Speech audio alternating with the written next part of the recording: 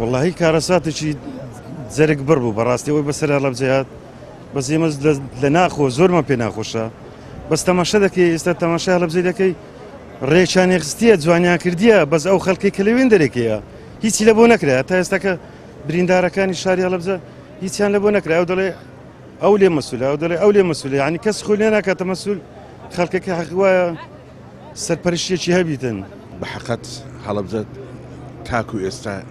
هیچی بۆ نەکراوە و کەس هیچ لایەنێک خۆی نەکردێتەوە ساحەبی هەڵەبجە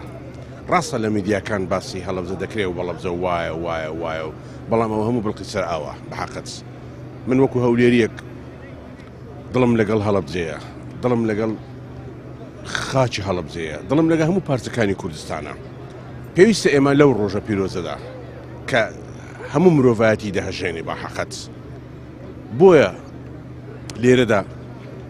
بیکەین بە ئامانجێک بۆ یەکگرتن و یەک بیر و باوەڕ یەک بیر و بۆچوون یەکدا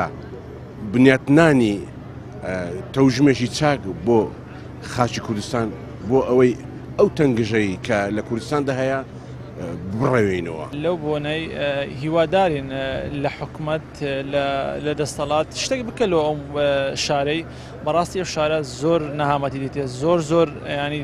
لە هەموو شتێک کە تەماشاژەکە هیچی لۆ نەکرای لە خەدەمات دامامایە لە حکومەتی شاڵە شتێکشانەوە کە بە زووترین کات کە مکە کە دەیبینم لە ڕکلام لە میدیا هیچ شیش وایان بۆ نەکرایە.